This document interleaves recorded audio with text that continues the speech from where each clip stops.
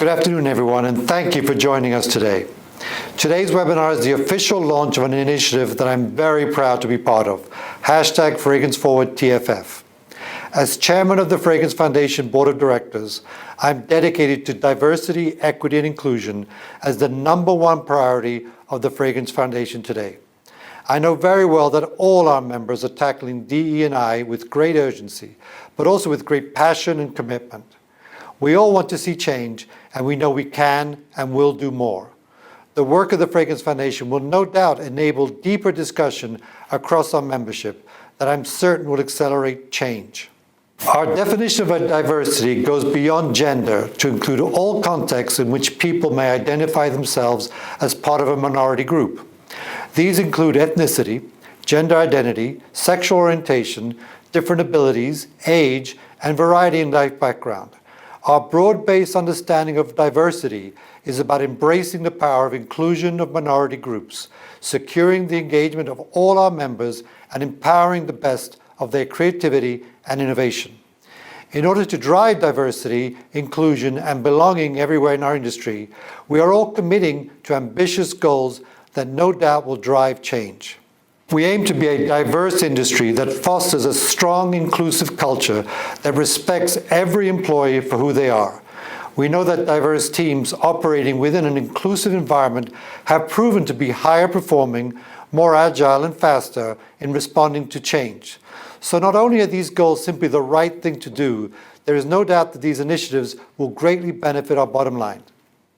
I'm certain today's webinar will be insightful, thought-provoking, and with a single-minded version to demonstrate that while the fragrance industry is fully engaged in DE&I, there is still much to be done to propel us forward. For me personally, I hope we will inspire participants to feel included and build a career in the fragrance industry. So welcome to #FragranceForwardTFF, Industry Perspectives on Diversity, Equity, and Inclusion. I'm very pleased to introduce TFF's President, Linda Levy. Thank you, Jerry, and welcome to the hundreds of people who are joining us today for this momentous event. #FragranceForwardTFF is the Fragrance Foundation's formalized DEI headline for a program with multiple elements. We are providing a sustainable platform for the entire industry to share and exchange ideas, experiences, and perspectives. We are creating real-time opportunities and access for historically excluded communities. Our goal for #FragranceForwardTFF is to foster a fully inclusive industry that truly represents the world that we serve. I could think of no better group of industry professionals than the ones we have with us today. Their stories of challenge, triumph, and success are truly inspiring. They have all lent their time, resources, and voices to TFF programs through the years and have all committed to helping us drive this initiative forward today and always together. So let me thank in advance and introduce to you that our panelists will be Chris Collins, founder, World of Chris Collins; Corey Smith, Head of Diversity and Inclusion for North America, LVMH; Rob Smith, CEO and founder, The Phluid Project; and Linda Song, Senior Perfumer at Givaudan. Before we begin, I just want to note that our moderator, Helen Shelton, is an award-winning strategist in the luxury marketing sector.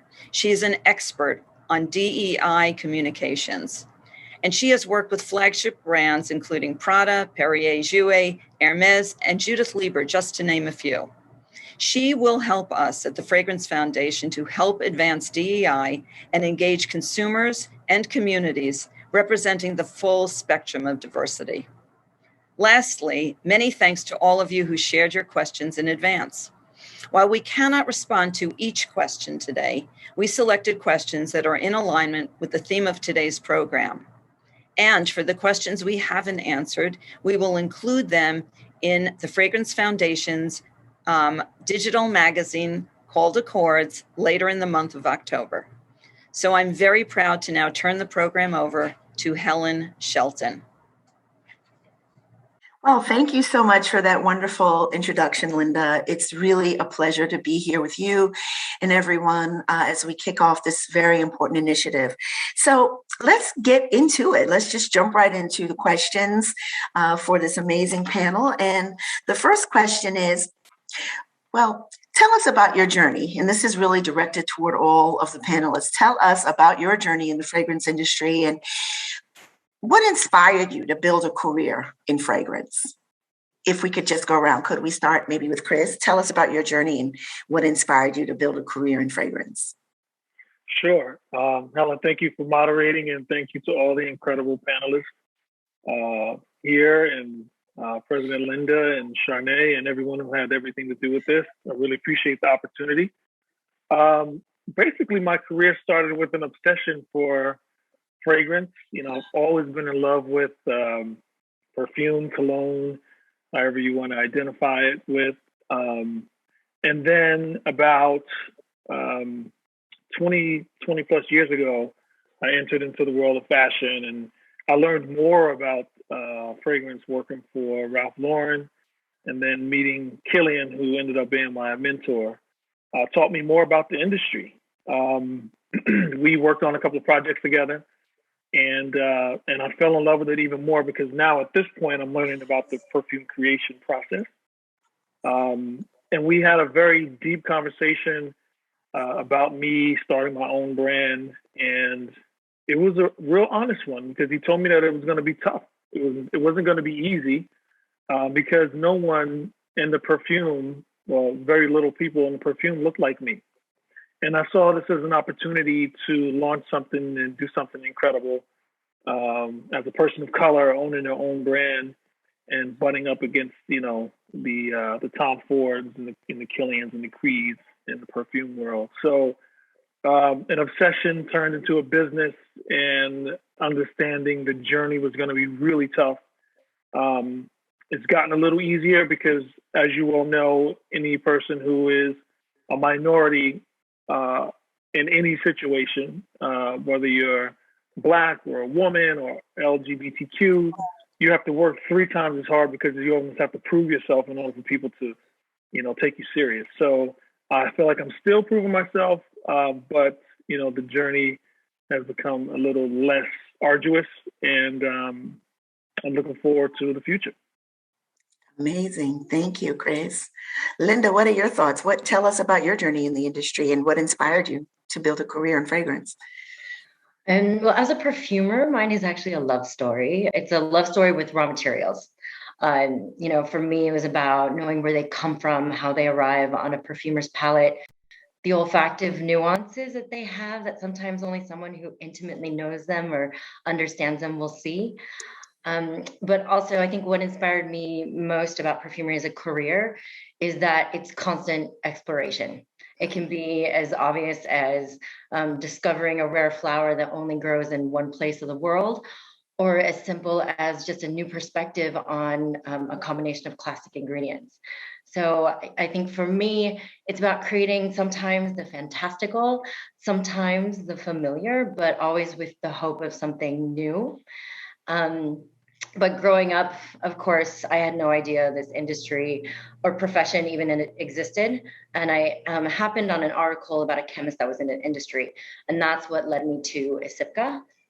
And I think related to our conversation today, a pivotal point in my career was applying to the Givaudan Perfumery School. My application letter centered around the duality of being both Korean and America, and the idea that I'm not just one or either, but I'm equally both. So my Confucian upbringing with my American ideals and then some influence from France along the way really enrich, I think, how I live and hopefully how I give back in both my creative work and the people that I work with. Amazing. Rob, what about you? Tell us about your journey and what inspired you to be in the fragrance industry. Well, as always, my journey is twisted and turned in ways that I never expected. And, you know, I started off in a traditional retail way, starting working at Macy's.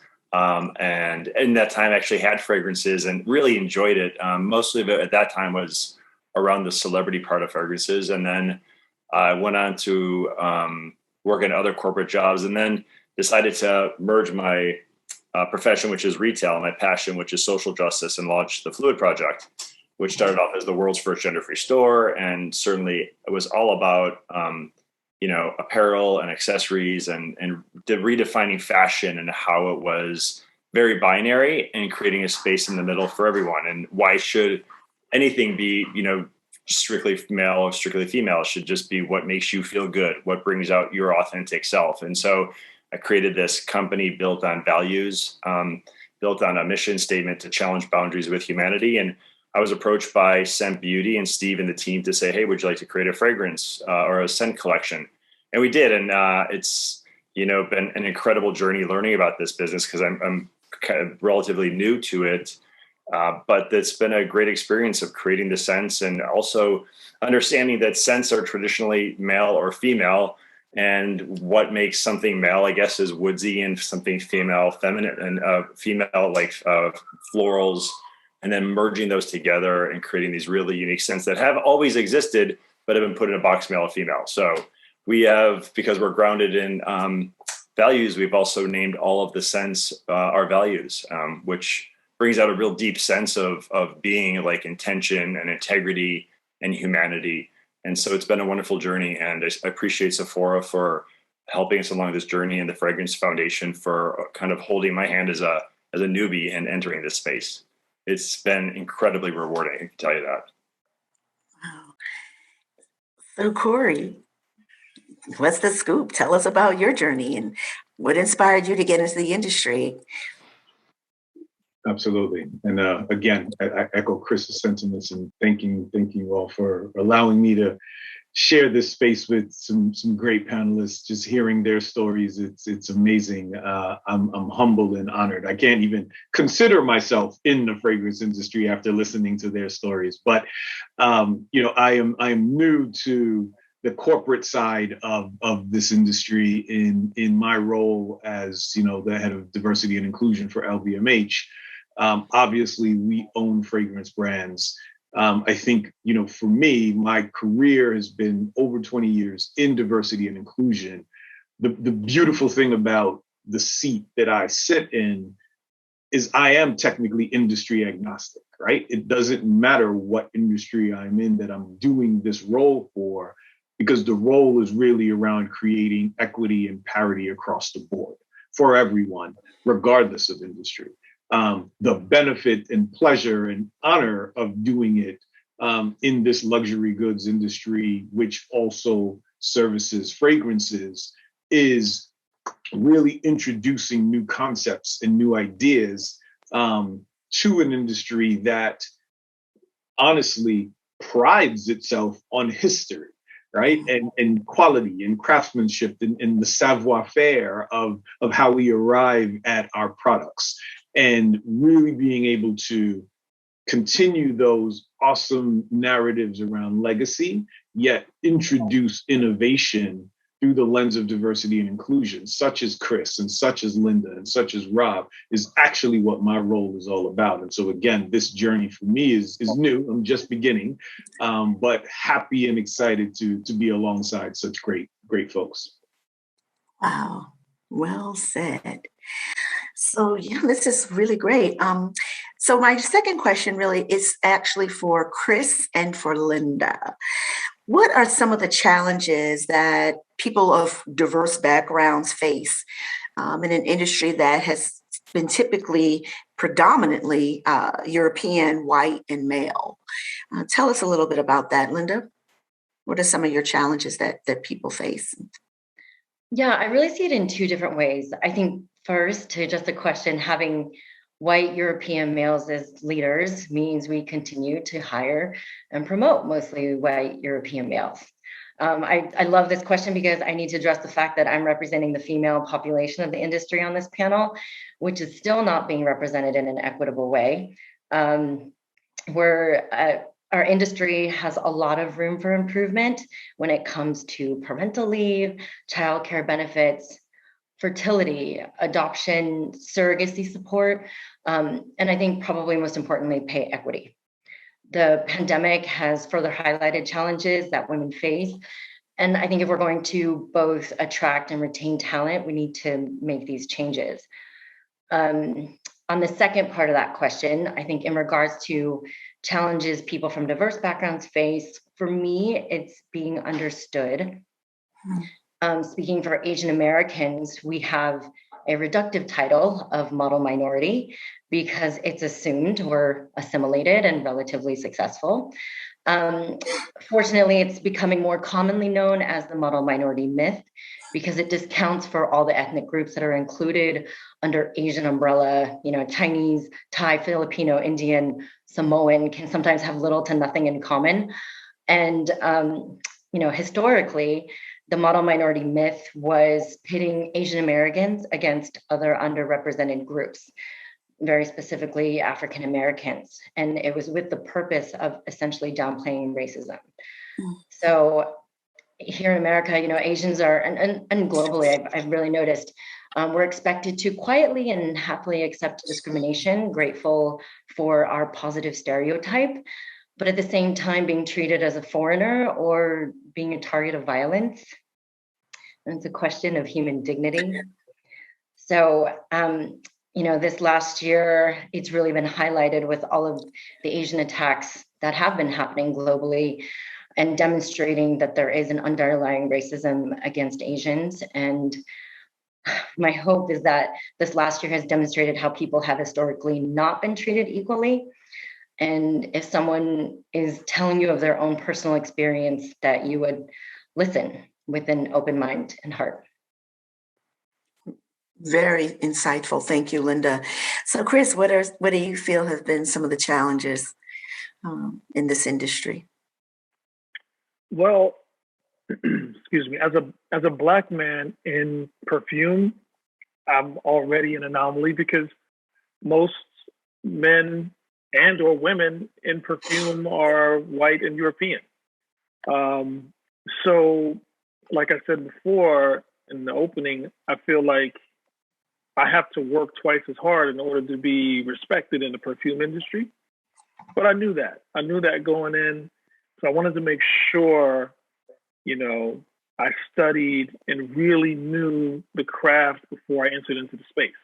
So I actually went to France and, you know, learned the history of perfume and the Fragonards. And, you know, I went to Grasse, which was an incredible experience. Of anyone who wants to be in a perfume industry, I suggest you go because it's a very insightful experience. But I knew that it was always going to be a challenge.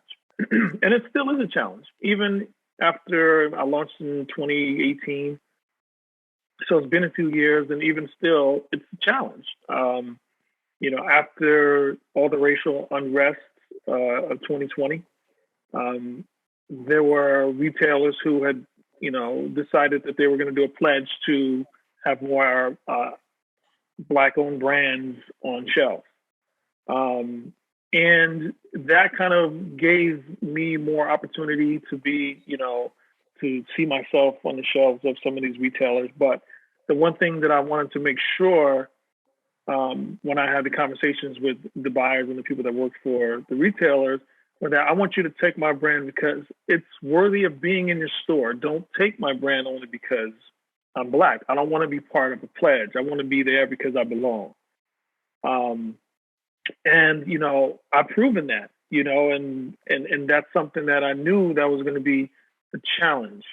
There are some retailers who came out and made statements about Black Lives Matter and, you know, wanting, you know, to be more inclusive. And then you look down the board, they don't have any Black-owned brands. Now, whether you have my brand or not, there are other Black-owned perfume brands that I'm in love with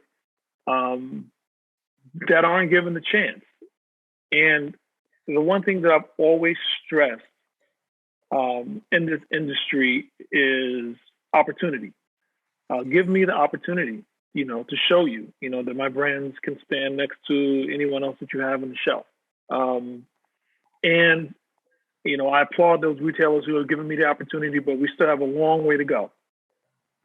Like I said, there are other incredible Black-owned brands, minority-owned brands, women-owned brands, LGBTQ-owned brands.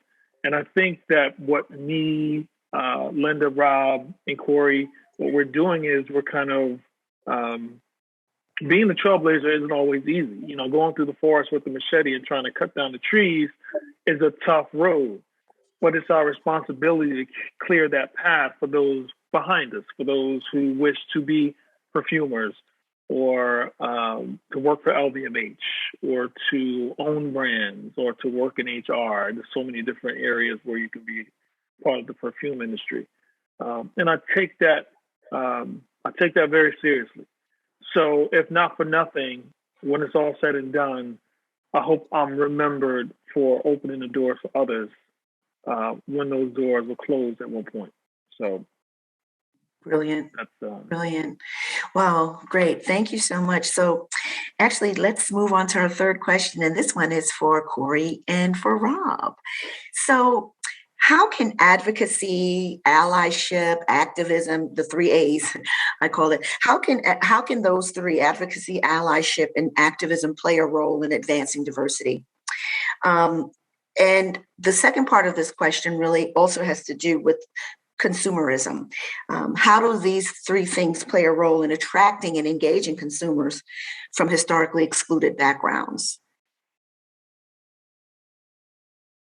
Rob, you want to go first? You're on mute. All right, here you go. So I'm going to back up for a second and answer your question with a few thoughts. First of all, visibility matters, representation matters. And when I look at many fragrances, scents, I look at how it's presented, and it's very limited. Like when you look at who is the model, who are in the campaigns, I think it reinforces social constructs around gender.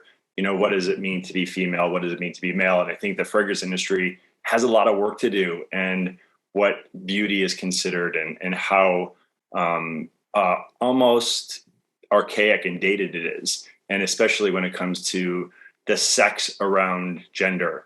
And so one of the things that we did was when we created the Faces of Phluid, used, as we do with our brand, radical inclusion when it comes to gender identity, when it comes to body size, when it comes to ability, race. Our models reflect what I see as beauty, which is beauty of authenticity. And we cast, trans models, we cast body positive models, Latinx models. We continue to lean into visibility and representation because that matters when people see themselves in campaigns.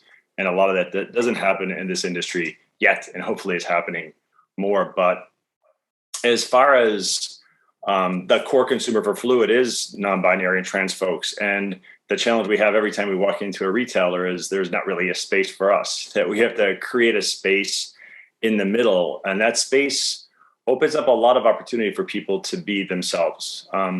And a large part of what I've learned through this process, I'm queer myself, but the queer spectrum goes from, I would say, gay, white, straight passing men to Black trans females. And there's a huge disparity between the two. Even within our own community, the life expectancy of a trans woman of color is 35 years old in this country. And that is a shocking number that needs to be fixed, because that layers on identities, being female, being Black, and being transgender. You add those three together, the equation equals a very short life expectancy, and not an easy one. So that just compounds the issue. What we've decided to do is, through this process, is create Get Phluid gender expansive training, teaching companies and corporations about gender diverse folks, about gender expansive folks, and also gender expressive folks, and teaching companies how to become an ally. And going back to the original question, what is an ally? An ally is somebody who understands who you are. So doesn't necessarily firmly agree with you, but they support you in understanding who you are. And I think education or allyship is through education. You know, it's not going to me and asking Chris, what's it like to be a Black person? How can I help? You know, that's not how it's done. You have to go educate yourself. And there are a lot of resources for everybody to educate themselves. And you do the education first. And then listen sit there and take an opportunity just to listen and to learn, and then to yield space, and then act. And then the action is, how can I help you? How can I, in my place of privilege, my position of influence, how can I help you and advance opportunities for you and the group that you represent? Then there's a flip, there's a jump to advocacy. And advocacy is when you listen and learn and you decide to take action. You decide to actually reinforce change within your company or your friends. When you see somebody misgendered, when you see somebody, there's a lack of representation in a group, is when you start to advocate and start to ask for change. And then activism, which is my favorite place, is when you jump from advocacy to activism and you're willing to stick your neck on the line to make change happen. And we've seen a lot more people leaning into activism. And it takes courage to do that, because you may lose your job. You may piss some people off. You may make some people uncomfortable, but change doesn't happen just with allyship. Change happens with advocacy, and real change happens with activism. And so I encourage folks to lean into that space, to be uncomfortable, have conversations, and fight for equality and justice and equity. Brilliant. So Corey. I don't know how I can follow Rob. I can't follow Rob. Rob is perfect. But so what I will say, and Rob's answer was brilliant in that, and I even appreciate the question, in that there is a distinction between those three terms. Yes. Right? People use those words interchangeably, but they are not the same. And so the degree to which you are willing to lean into any moment around any issue is what differentiates those three terms. And again, I won't reiterate Rob's descriptions or definitions of them, because he did an excellent job. What I will say is, as it relates to advocating, being an ally, or being active around a marginalized or disenfranchised or underutilized community, a key component of that, and Rob said it, is involving that community, right? And so it's not one directional. This is not charity. This is not philanthropy. This is two directional. Rob said you had to educate yourself. You have to be an active listener from what the needs and services of that community are, in order to effectively engage. Because to leverage your privilege, you have to know what you're leveraging to go, and what the tangible results are that you're trying to achieve on the other side. And so, I think where it plays a role in this industry is twofold. Internally, in the industry, obviously we need more diverse creators and innovators and entrepreneurs and business folks that are leading this charge around creating new product. The infrastructure of the industry needs more diversity. We need to hire more, retail outlets that are owned by people of diversity. Where's Chris going to put his product, right? Fine, he can sell it on his website, but it should be in retail outlets that are supporting him, again, as he said, because it's a great product, not solely because it's produced by a Black man. Same with Linda. And so the infrastructure also needs more diversity. And then there's the external component in which you are proactively pushing this product or these products or the owners or the diversity of it out into the marketplace in a way that actually celebrates it.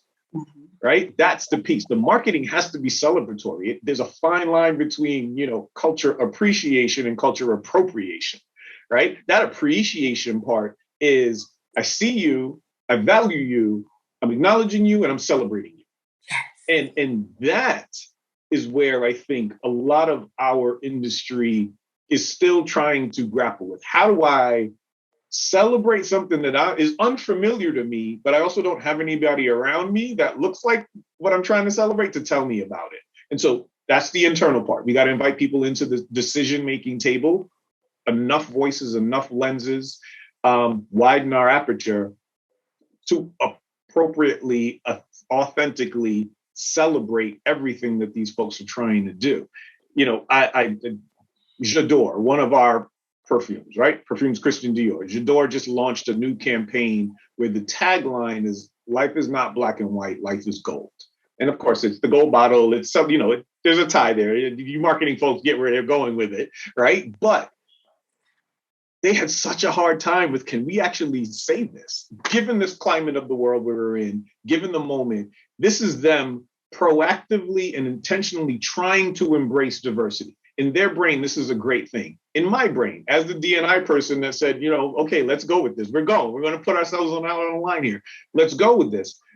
But they were hesitant. Like, okay, we don't want to come off as disingenuous. We don't want to come off as if we're trying to appropriate. We don't want to come off as if we're trying to capitalize on this moment of social, racial, civil unrest.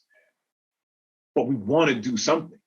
And so that level of care and detail and authenticity around a need to be more diverse and be proactive in being more diverse is what a whole lot of other brands need to focus on and need to do. So, but it took a level of advocacy, allyship, and activism. Activism is, all right, we're going to go for it and we're going to do this campaign.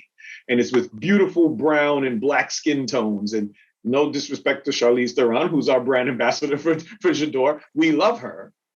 But it was also time to represent something else in our marketing, right? Because as Chris said, around some of these pledges that are enacted and some of the things which are beautiful, right? My issue with a lot of those pledges is that's 50% of the problem. 50% of the problem is we need more diversity on our shelves and in our stores. And we know that. Diverse product created by diverse people for diverse people. What we're not talking about is the other 50% is, well, now what? Guess what? I've got to go get more diverse people in the store to go buy the product, right? Having Chris's product on the shelf, but then it doesn't move, isn't helping anybody. We've got to get it on the shelf and then get it off the shelf. Somebody's got to come in and buy it. And so where's the proactive marketing that increases the diverse foot traffic to get Chris's product off the shelf? Because the downside is they'll get it on the shelf through their pledge. And then guess what happens? When nobody buys it, they'll blame it on Chris. They won't blame it on themselves and their inability to create a true marketing campaign behind it. They'll blame it on Chris and blame it on the product and say, well, it wasn't the right thing for us. No, you only solved 50% of the problem. You didn't do the whole 100% was, let's get this product off the shelf now that we've got it on the shelf. That was a lot. I'm sorry. You can't get me started. Yeah. A round of applause. That was brilliant. What a wonderful conversation this is. I wish we could keep it going. Can I kind of lift up real quickly off of what Corey said? That, a lot of times when it comes to action, people go straight to marketing. They go straight to marketing. Let's market this. Let's take this campaign and let's put, more racially diverse people. Let's put more gender diverse people into campaigns. But that means nothing if it doesn't start off with intention. It doesn't start off with actually doing the work inside, which is why are we doing this? Who are we doing this for? How do we educate our team? And then how do we create an authentic campaign that resonates with people, that isn't tokenism, that isn't just a marketing campaign?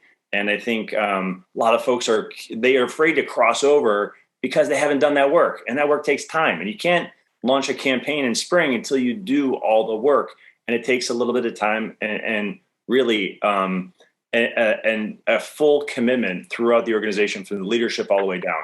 And it has to have that kind of commitment so it does come across as authentic. So you don't show up with the best of intentions and get called out because it is just tokenism, pure and simple.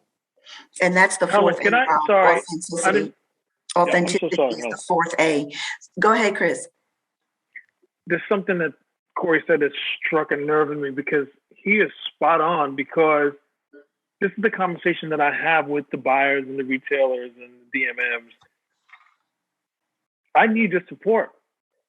It's not just enough to bring me in because, either I, have, checked the list on a pledge that you wanted to do, and my product is good. My product belongs in that space, but I need your support.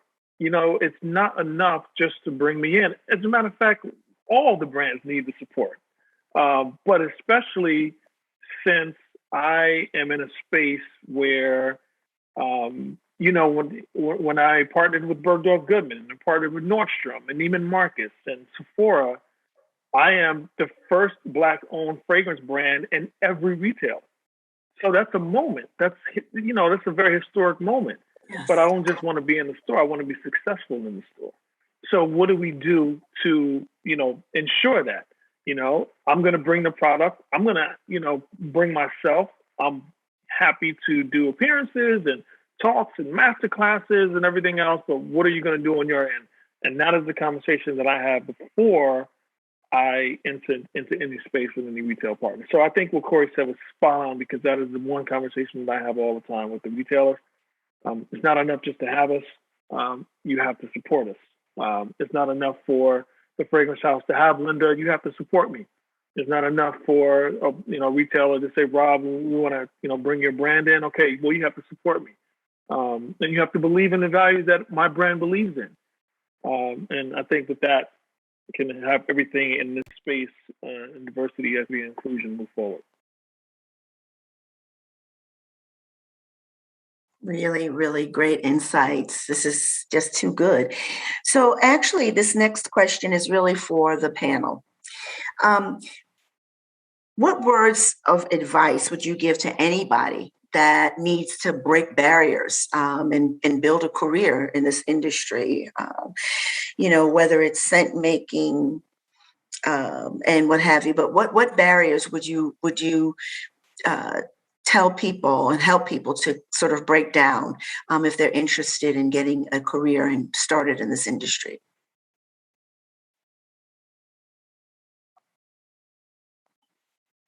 That's for everybody. I guess, I have no right to answer this question, I don't think, because it came to me. But I can say that if this is your passion, and if this is what you believe in, reach out to people who you can. We're all accessible. I think that's what's really amazing is if you go to LinkedIn or if you go to some other platforms, just reach out to someone and say, hey, I'm interested in this industry. What insights do you have? And people are incredibly excited. I say 50% of the people that I reach out to on LinkedIn return my message back to me, which is pretty amazing that they're that accessible. You can reach out to the Fragrance Foundation, but if that's your passion, that's your dream, then don't let anything hold you back. Don't let any words that anybody says that you can't do it hold you back. You can do anything you want. And I found that as big as I dream, my dreams are, I can't dream big enough. Once you decide to get into the space that fills you, that makes you feel like you have found your purpose in life, that it taps into your passion and becomes your profession, then nothing can stop you. Nothing can stop you at all. So, and just believe in yourself and show up with conviction, and people will pay attention. People listen. And if you are diverse in your race and your gender and in any one of your identities, people are beginning to open up and look. And there's a window of opportunity right now that's being created that we're together working on, and you can lean into that, take advantage of that. Linda, what about you? What words of advice would you give to anybody that needs to break through in the industry? I totally agree with Rob on this idea of passion, because I think every perfumer who's gone into the industry and lives it as a career, it's about passion. And I think to get there, it's accompanied with persistence.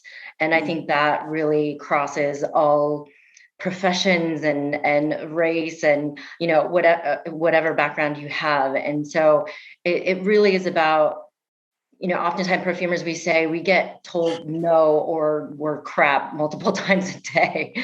And it's about how you just kind of, shake it off and you keep going. And that's really just like the life lesson, right? It's just how many times you get told that you can't make it, that you can't do it, but then you just keep fighting. And, I think especially for perfumery is a tough industry position to get into.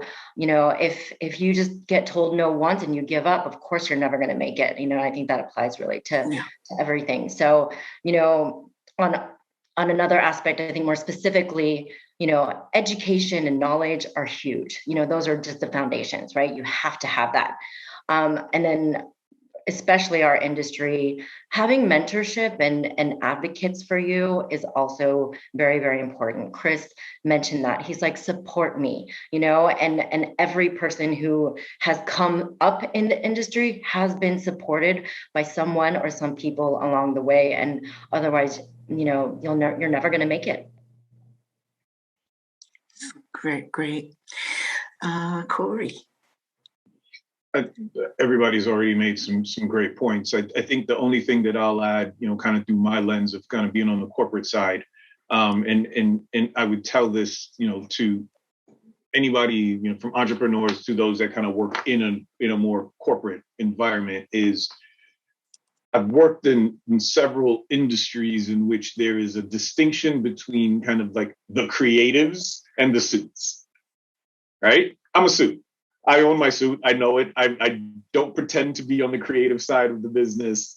When I worked in sports, there was a difference between the athletes and those of us that worked in the office. And so in this industry, there is, again, LVMH is not just fragrance, but it's fashion and it's beauty and skincare and it's wines and spirits. And we've got a full portfolio. There is always the creatives and the suits. I think there is a level of collaboration that is needed in order to be successful. The creatives can't function without the suits and vice versa. The suits can't function without the creatives. Otherwise, we have nothing to sell, right? And so sometimes the silos are so separate and so distinct that they don't recognize how they could be, in fact, helping each other more. And so for entrepreneurs, maybe that's not the case, but for entrepreneurs, I would say, obviously make sure your business acumen is as on point as your creative side is, right? And so that level of, understanding your profit and loss statement and your cash flow and all of that stuff is as important as it is making the product and making sure the product is as good as it can be. If you're in a more corporate environment, then I would say to those creatives, leverage your marketing department, leverage your finance department, leverage whatever it is that you need in order to enhance your brand and push it further along. And I guess in my thinking from a corporate perspective, that's the level of networking that Linda and Rob have kind of already expressed. Yes. Chris, what about you? What words of advice would you give anybody that wants to break into the industry? So I think one of the most important things that we should all, ask ourselves before we enter any space, profession, anything that you want to do is to know or answer the question, why? Why do you want to be a brand owner? Or why do you want to be a perfumer? Or why do you want to be an executive at LVMH? Because there are going to be some really, really tough days along your journey, where some days you wake up and you're going to say, what am I doing? And what's happening? I mean, it's so funny because on those really, really, really tough days where nothing really goes right, I always just smile because I have to think about the days where everything goes right or most things go right. And what keeps me, moving forward and keeps me focused is to know why I'm doing what I'm doing, because your reason as to why you're doing it is almost more important as to what you're doing, because that is what you have to lean on when things get really, really tough, and things will get really, really tough for all of us.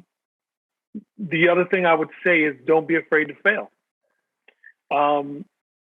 If you're afraid to fail, then that means that you're afraid to take risks, and we all took risks, all of us.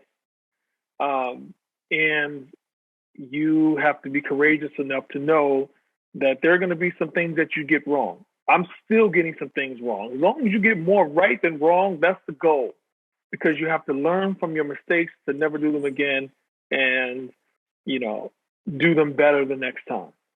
And the last thing that I would say, and this is something that I had trouble with, not only in, just in my life in general, and I think that people, you cannot be afraid to ask for help, because we all need help.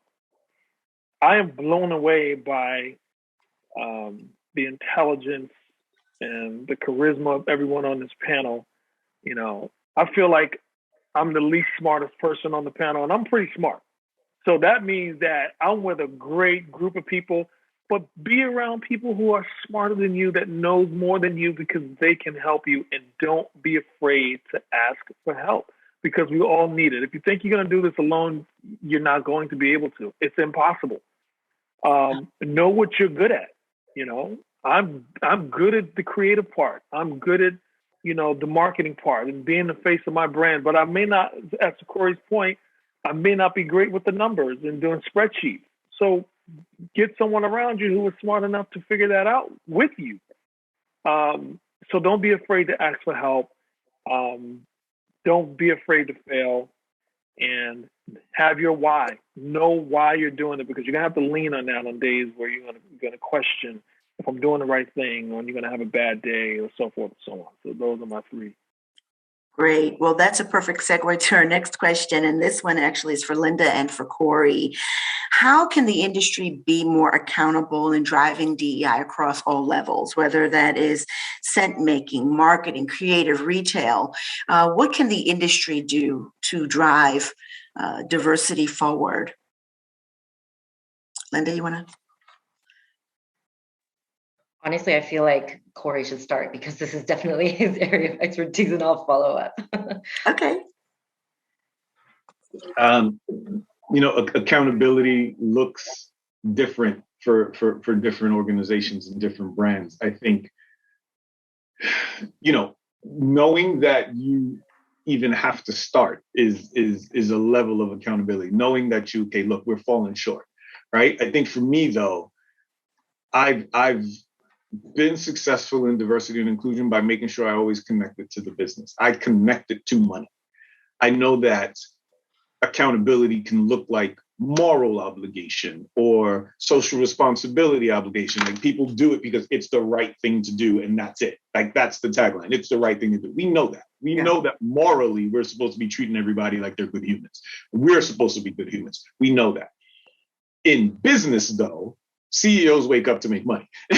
And so you have to figure out how to connect this to bottom line profit. That's accountability. And so whether you're literally putting in KPIs, key performance indicators, metrics around this stuff, like, okay, like I mentioned earlier, have we increased our foot traffic based on our marketing campaign? If we have not, then okay, that wasn't the right campaign. Hold marketing accountable from a quarterly performance perspective, annual performance appraisals of your middle managers from your CEO on down. I think when you're talking about accountability, I can turn anything into a number, right? And so what is the progression, the performance increase over time that says our intentionality behind D&I, because we already think it's the right thing to do. So morally, we get it. Even theoretically, we might get it. How did we action it? Because you can measure action to show that, okay, we actually did something to improve. And so number of products. Did we put out more products that are diverse owned or appeal to a diverse community? Marketing campaigns, social media, like I can track all of this, right? I can turn it into a number. How many posts in the last quarter did pick one of LVMH's brands, or anybody's for that matter? Social media, Instagram alone, how many posts have a person of color in? How many posts have women in? How many posts have same-sex couples in? Like, I can do this all day. That's accountability, right? Because I can go back to that post, and over the last 3 months, I can count and tell you. And then, oh, by the way, there's the correlation of number of likes, number of comments, changing the demographic that shifts a certain narrative around our ability to storytell that attracts a new audience. But again, not just because it's the right thing to do, because then I can go tie that to sales, right? Was there an uptick in sales as a result of this? That's accountability, not talking about we want to do it. What's the action behind what we said we wanted to do that I can measure week by week, month by month, quarter by quarter, until I show that there is an improved performance or not? Because if there isn't an improved performance, then okay, maybe I need to tweak what I'm doing. There's a lesson to be learned out of that as well. So, when I hear the word accountability, it's numbers. I can turn it into a metric. I can track that performance to see if we're doing things the correct way or not. And again, if not, it's not scrap it and give up and walk away. Oh, well, Chris's product didn't move off the shelf. That's it. We're done. Linda's product didn't sell. We're done. No, pivot and let's figure out what we need to do to go get that audience, because that's going to be profit. Brilliant.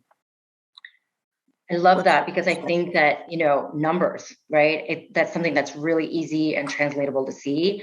And I think from the fragrance house side is looking internally and looking at those numbers. Interestingly, perfumers, I think that's one position that is relatively diverse, because perfumers are representing generally their markets, but we're definitely not there yet. But I do believe that it's in management where we're lacking true representation.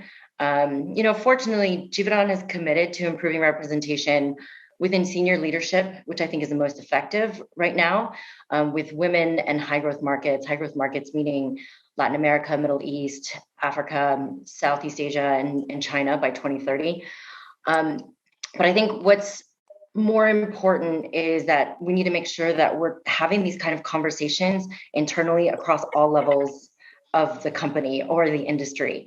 We mentioned, and I think Helen and Corey are great examples, that DEI specific positions are given more importance, are actually created roles that weren't really, definitely didn't exist in the industry, I would say before last year. But I think it's important to know that it's not just up to one person or one team to make that change. It has to be across the organization. It has to be part of the company culture. And it's really the mindset of the company, with inclusive programs or, hiring methods, leadership, company charters, principles, all these things to really make lasting impact and progress. I do want to mention, though, that I think that as much as there's room for improvement, the industry, we have seen some accountability. And one example of that is the term Oriental in fragrance. And I need to thank the Fragrance Foundation, Linda Levy, and Michael Edwards, who made really bold statements this year in no longer using the term, really recognizing that it's outdated and it's offensive. And I'm happy to announce that Givaudan North America is also making this change. And, I just want to point out that it's interesting because the original fragrance classification of the Oriental family was ambre or ambery.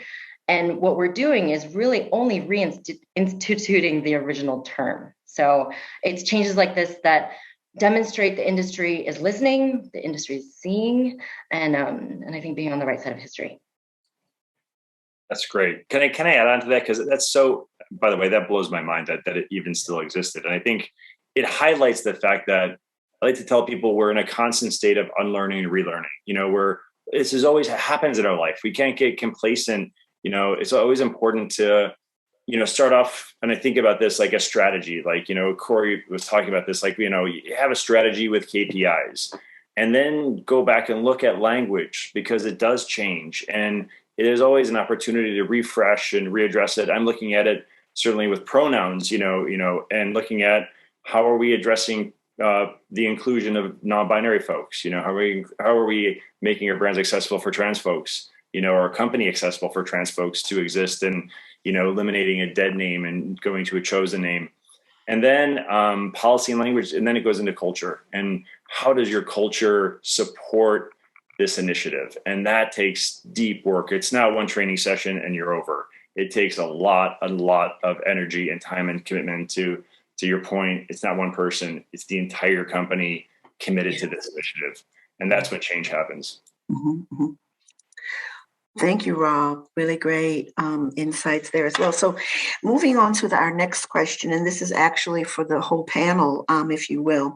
How can we all be more accountable when it comes to advancing DEI in this industry? Do you have any best practice tips or any suggestions for the layperson, anybody that's in the industry or not? What can we do to advance diversity? Anybody?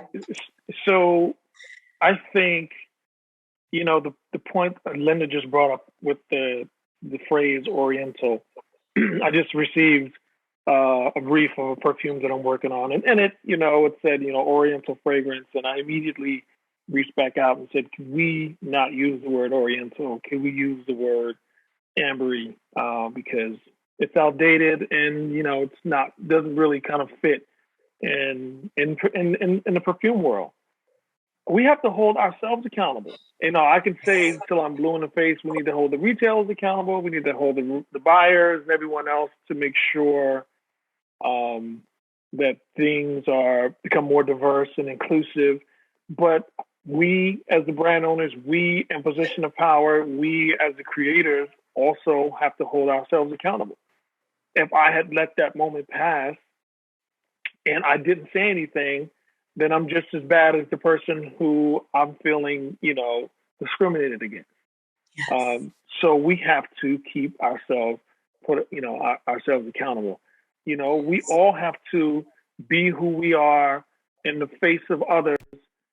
We have to, and it's a cultural change, right? It's not something, you're right, Rob. It's not going to happen overnight. It's not going to happen instantly. But we have to be more inclusive. We have to. The beauty and diversity is that we all have different stories. We all have different perspectives. That's beautiful. Like, who wants the same perspective and the same idea? I'm bringing something different. Linda's bringing something different. Rob is bringing something different. And Corey is great at kind of bringing all that difference and saying, okay, well, how do we show this? How do we, express all of this? There's so much beauty in diversity. It should be celebrated. So I say that to say we have to hold ourselves accountable. Who you are. There needs to be like a cultural kind of realignment. You can't just say things that you think are appropriate.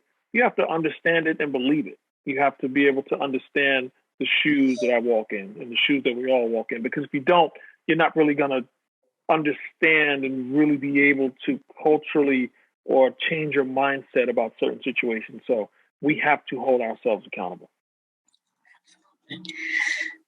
Anybody else want to take a stab at how we can all be more accountable? I think I'm just going to tell a story and not make it too long. But when I worked there, launched employer resource groups and broke it into several. And with not at that time very many groups other than straight white men leading the organization, one of the employer resource groups was women of color. There was a certain acronym, I can't remember what it was, and I volunteered to be the executive in charge. And everyone assumed I would oversee the LGBTQ group, employee resource group, but I chose women of color. And because I actually am neither female, person of color, part indigenous, but that doesn't add much, but I wanted an opportunity to grow. I wanted to learn and to listen. And I knew I would grow and I could help advocate for them in a way that I think others couldn't. And I sat there for once a month for 18 months until finally they said, Rob, we want to close the door and we want to have a conversation with you about what it is to be a person of color in this space, in this company. And they closed the door, and it took that long for them to trust me. So I think the story is if you are in a position of privilege, lean into another group, see it from their set of eyes, and then go in and advocate for them. And that was one of the most powerful experiences of my life that I still lean on. And I'm doing that right now with the trans and non-binary community, listening and learning and advocating on their behalf. So step outside of your comfort zone and learn and advocate. Brilliant. Corey, what about you?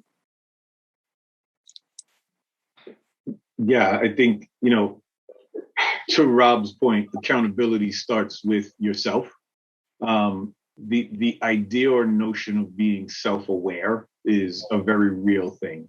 I think people understand their values, they understand their beliefs, they know what they know about themselves.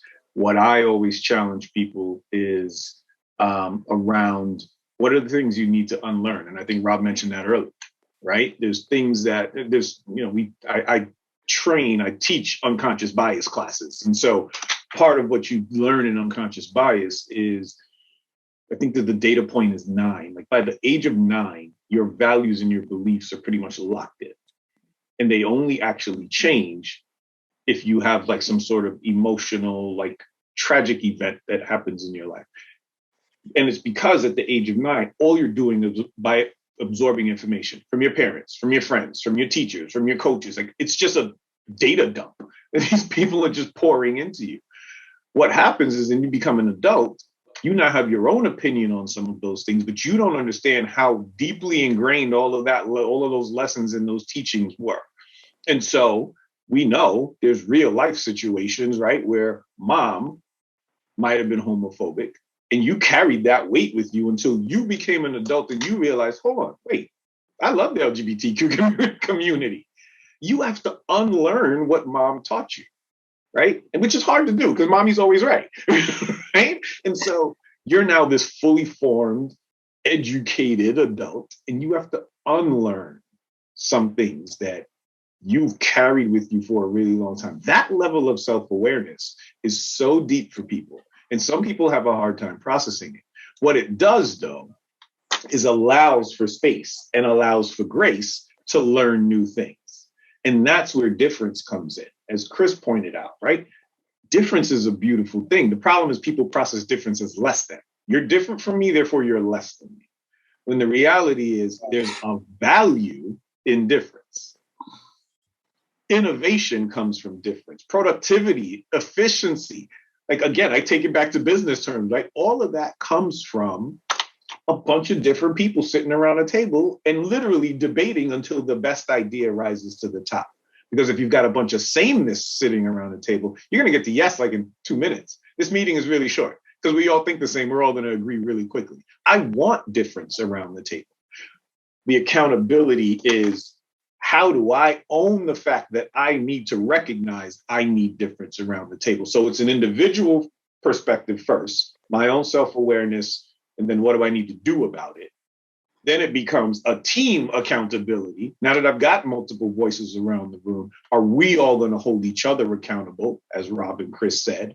And that leads to kind of an organizational accountability where if you've got that happening in enough parts of the organization, marketing, product, design, development, R&D, if all of that is happening, now you've got an inclusive environment where, okay, we're celebrating, we're thinking through all of these lenses, all of these perspectives, all of these experiences that everybody has had, right? The finance guy doesn't need to know fragrances. He just needs to know how to make Chris's company profitable.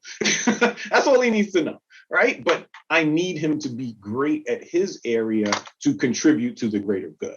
And so accountability, it's individual, then it's like team, and then it's like organization, but it's a level of self-awareness, unlearning, learning, respecting difference. All of that contributes to, what ultimately is what we call inclusion, which is a simple word, but it's got multiple layers clearly. Great. Linda, did you want to add anything to that? Yeah, I mean, I think, Corey, obviously the importance of unlearning, right? And I think just training and having these conversations within companies is so paramount to even starting to change the organization.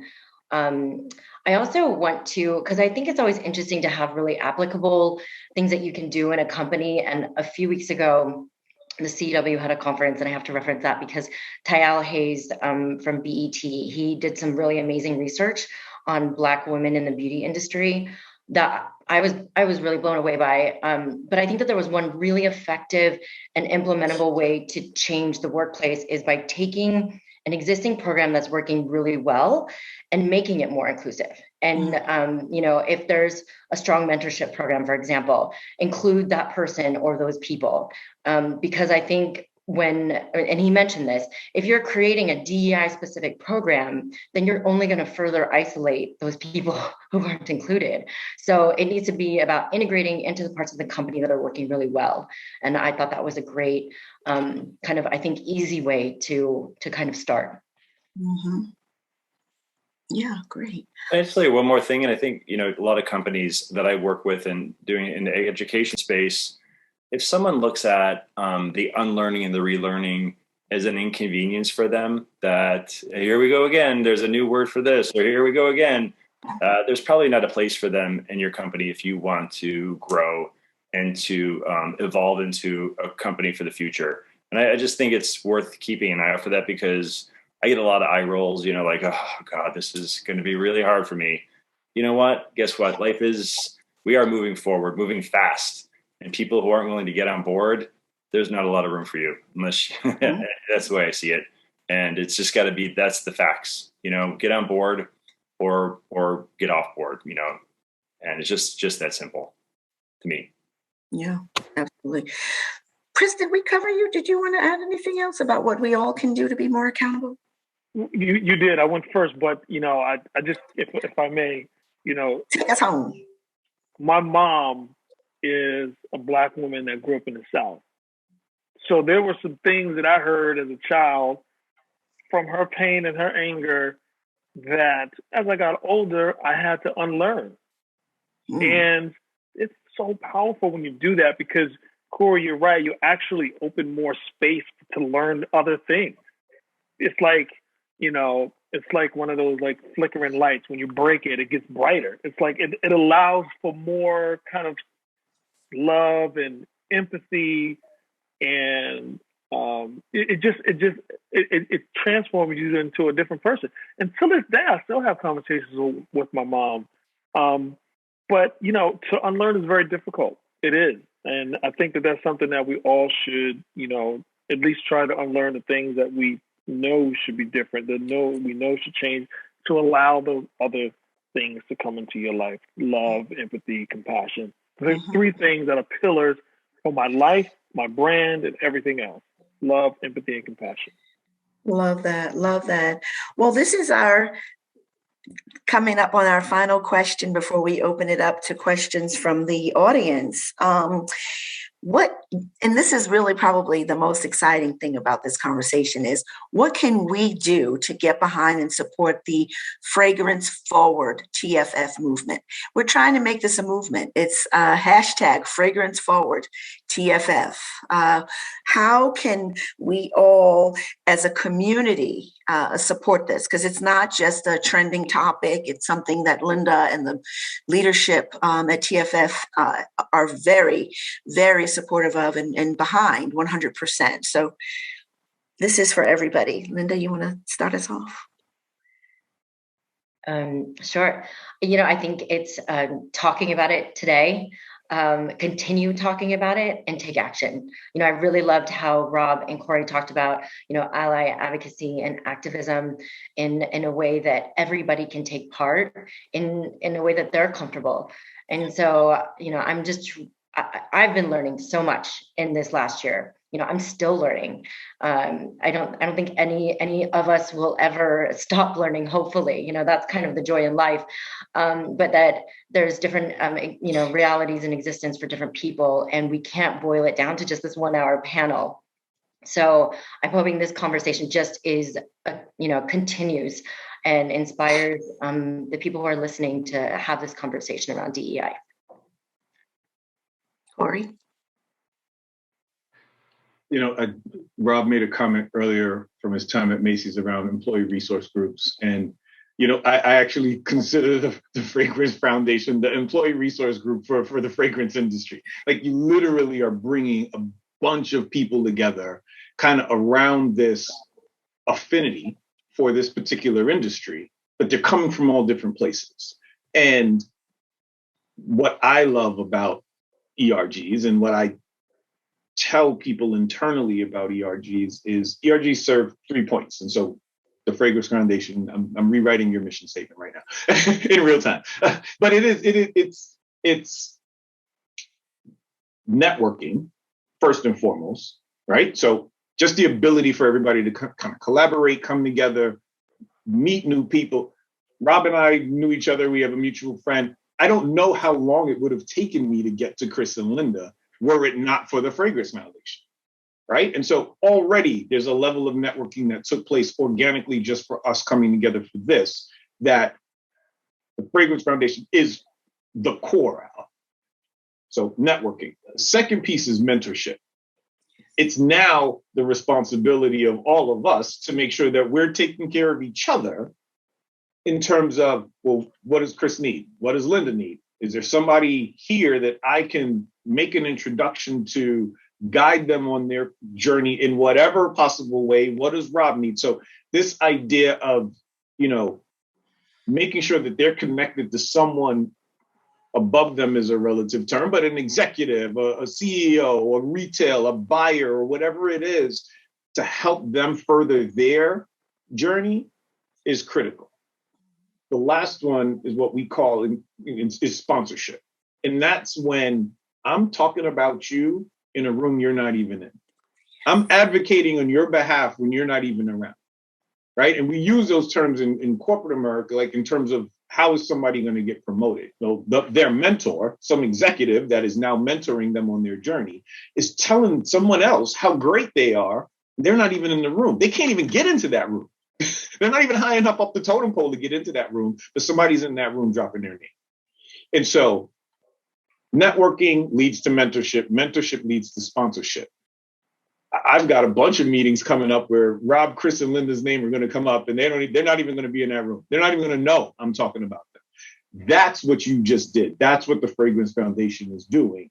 And that's what, Fragrance Forward is, to me, all about. It's that level of us making sure we're taking care of each other, whether we're in each other's face or not, that is so powerful around what you guys are trying to put together here. Thank you. Well said. Rob?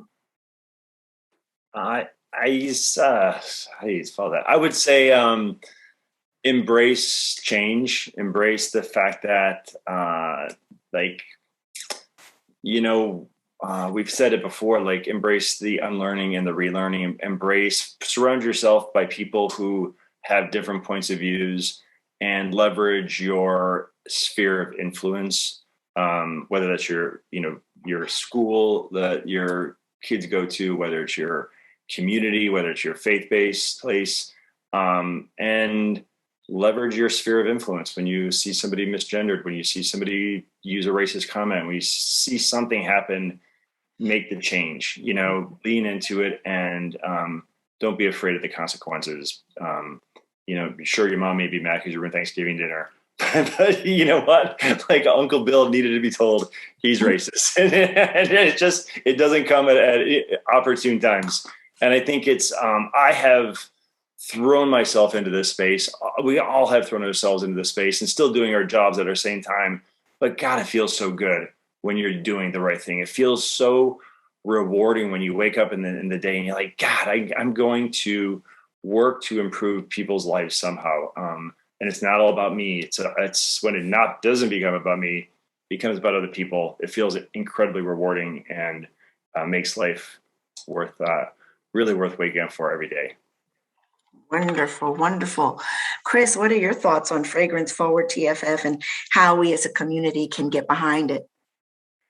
Well, first off, I think that we have a duty to be more accessible. Yes. There are going to be people who are going to lean on us and want to know, how, there's the why, there's the what, and there's the how, right? And I mentioned earlier, being that trailblazer, you have a duty to make sure that you bring people along with you.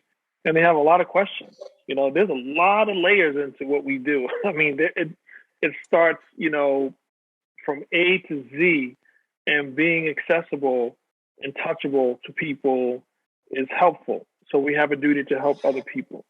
The second thing I would say is being open to have that uncomfortable conversation.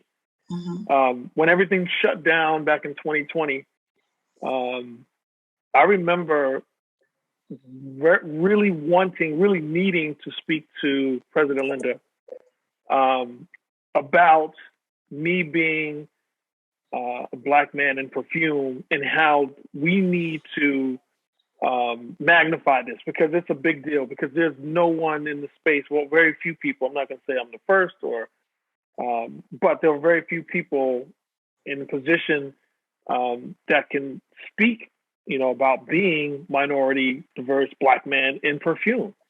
And I remember saying to myself, how am I going to bring this up to President Linda?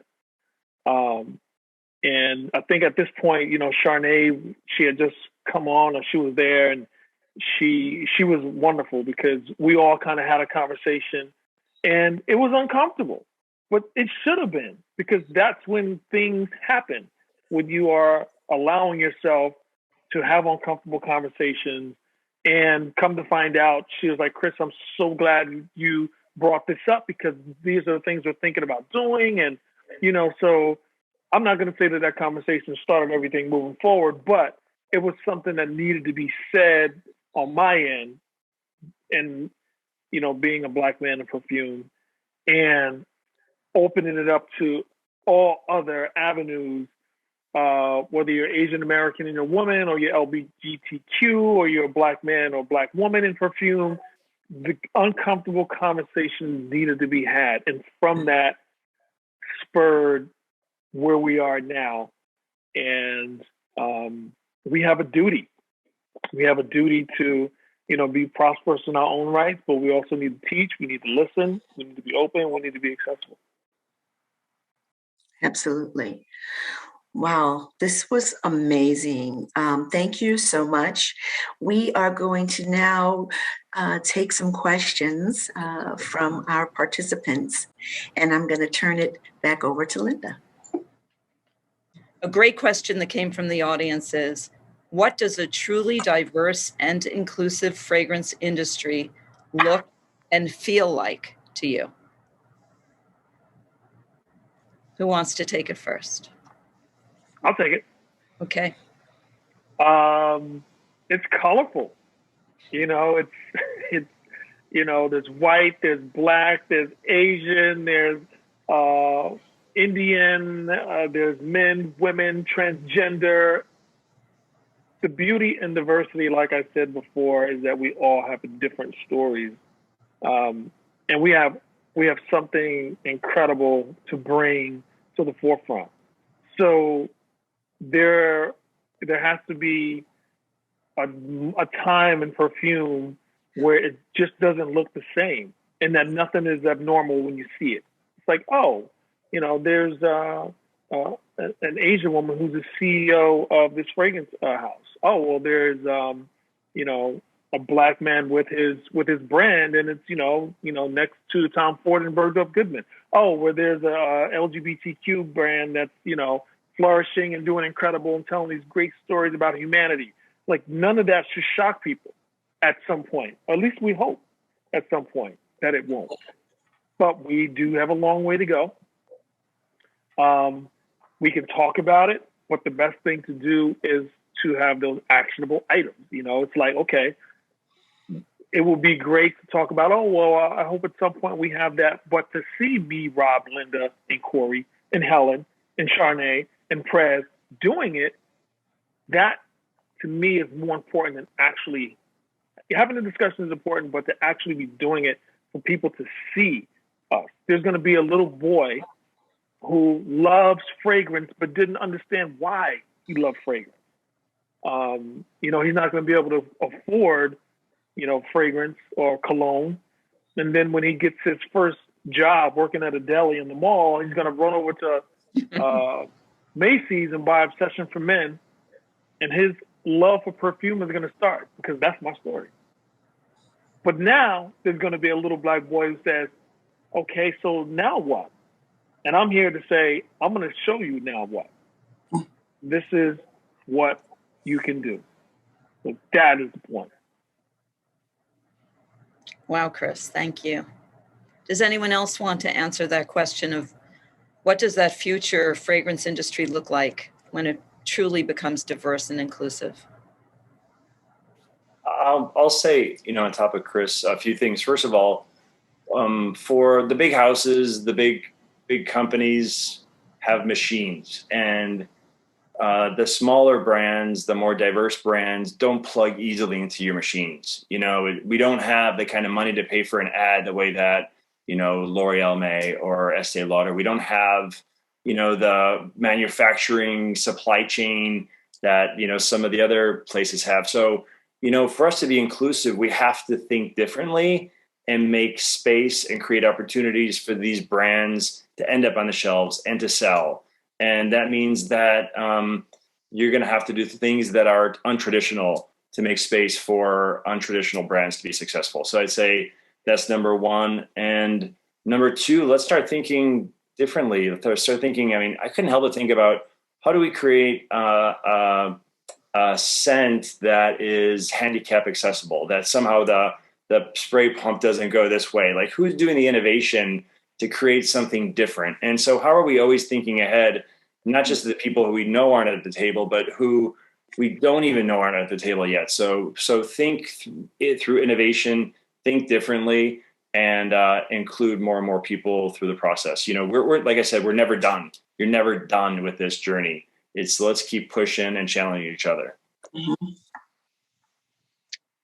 I do want to mention, it's been mentioned that fragrance is very historical. And so it's really hard to not sometimes tie the history and associate it with what is good.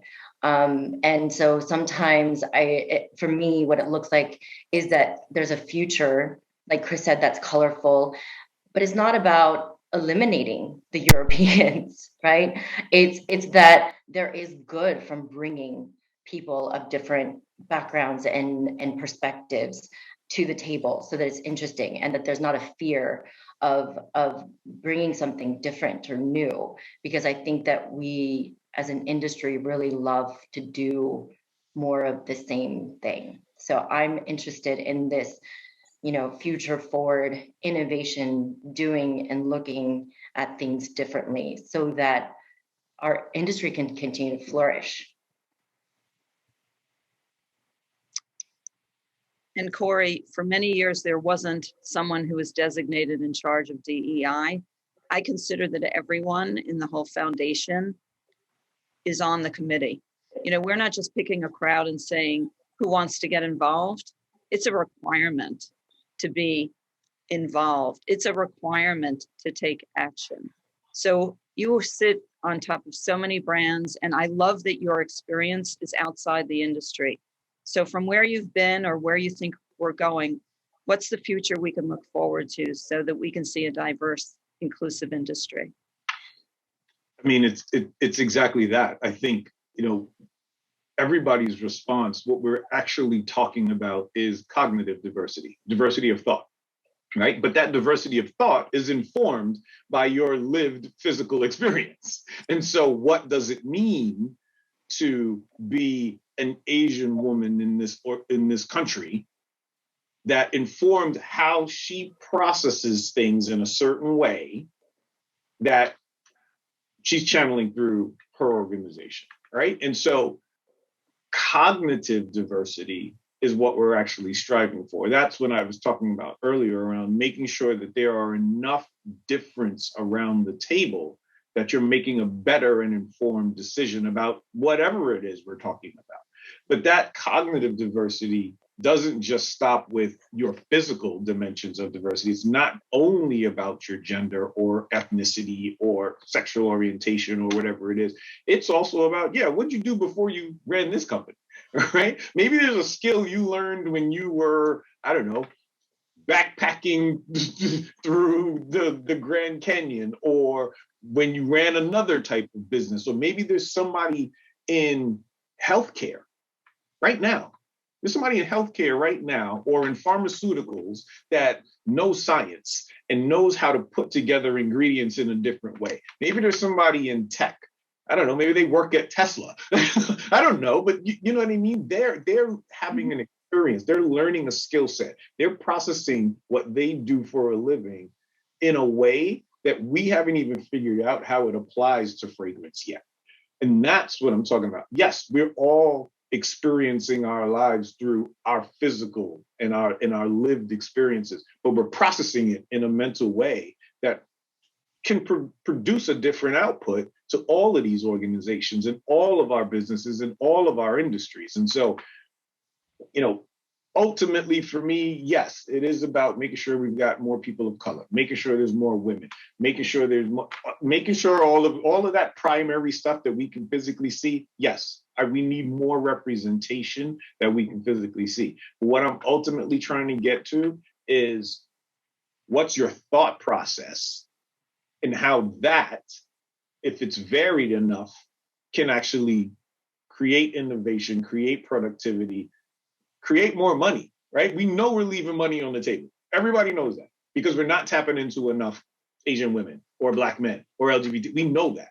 But how are we going to tap into it? And so that cognitive diversity is what's the real driver behind, the future of D&I. I also think it's the Fragrance Foundation in the USA that needs to lead this. We have the greatest melting pot.